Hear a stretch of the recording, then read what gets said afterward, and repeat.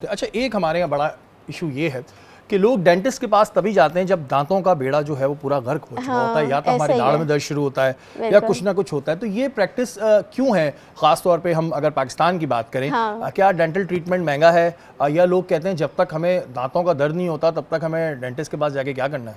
ये भी एक मिथ है कि डेंटल ट्रीटमेंट्स बहुत महंगे हैं, लेकिन है भी कि ऑब्वियसली, लेकिन अगर आप गवर्नमेंट सेक्टर में जाएंगे तो इट्स वेरी वेरी चीप। तो भी नहीं जाते पेशेंट्स तो। लेकिन ये है कि फियर बहुत ज़्यादा होता है। डेंटिस्ट को समझते हैं वो एक औजार लेके खड़ा हुआ होगा और एक इंजेक्शन होगा बड़ा सा, वो लगा देगा, तो डर बहुत ज़्यादा होता है।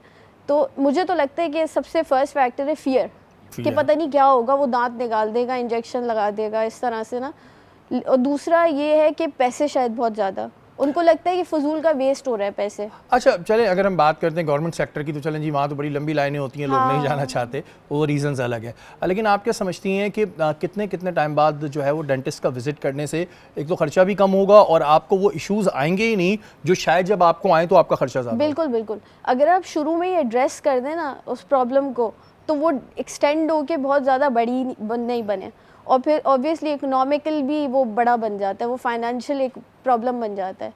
क्योंकि अगर दांत नहीं होगा तो फिर आप मल्टीपल दांत उसमें इफ़ेक्ट होंगे, फिर और ज़्यादा प्रॉब्लम्स क्रिएट होंगी। तो ये है कि शुरू में ही उसको एड्रेस करना चाहिए। वैसे रिकमेंडेड है कि एवरी 6 मंथ्स आप अपने डेंटिस्ट को विजिट करें। अच्छा, एवरी 6 मंथ जाएं तो फिर क्या उनसे क्लीनिंग करते हैं, क्या करते हैं डेंटिस्ट? थोड़ा सा ये भी बताएं। डेंटिस्ट ऑब्जर्व करेगा कि उसको कैविटी तो नहीं हो रही, क्योंकि असल जो चीज़ स्टार्ट होती है आइदर वो कैविटी से होती है, या तो आपकी कोई बैड हैबिट्स है।